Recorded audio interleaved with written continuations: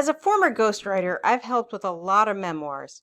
Some of them I've written from scratch based on interviews, which is actually the preferred way for a ghostwriter, while other people handed me a manuscript that needed to be whipped into shape, as they often put it. And all those manuscripts make the same mistake. The mistake meant that I had to gently tell them that this was not publishable and had to start completely over, usually from scratch, in order to get published. And that didn't go over well most of the time. No one likes hearing their book baby needs that much work. But what is the mistake that memoir writers keep making? And how can you keep from making it? That's what we're going to talk about today. Hi, Novelteers. I'm Devlin Blake, novel writing and self-publishing expert, coach, published author, and former ghostwriter of 200 books. If you're writing a book, be sure to check out my Novel Writers Club featuring self-directed courses and more at the link below. So, back to the mistake. What is this mistake they're all making?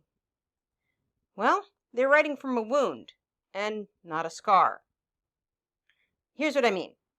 All memoir writers have been through something traumatic and life-altering, otherwise they wouldn't have anything to write about, because a life that was full of easy living is boring to read. But most often, this doesn't leave them unscathed. And most often, memoir writers are still in the weeds with this traumatic event, which means the emotions still run high. And because you're writing your story in a high emotional state, it becomes, well, gibberish.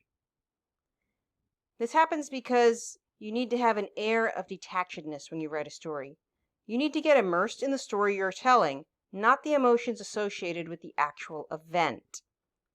This is what I mean when I say you're writing from a wound rather than a scar. A wound is fresh, it's festering, and it's capable of taking the organism down. In this case, the organism is your book.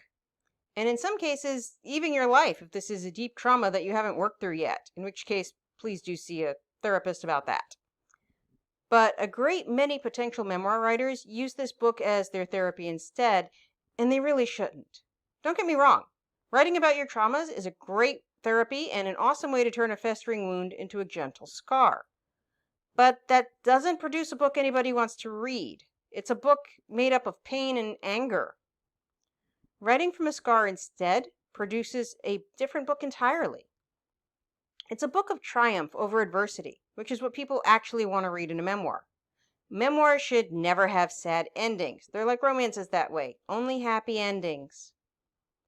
The detachment that a scar gives you happens naturally because while the trauma is still a part of you, and always will be, it also doesn't hurt anymore. The scar is just a reminder of what was.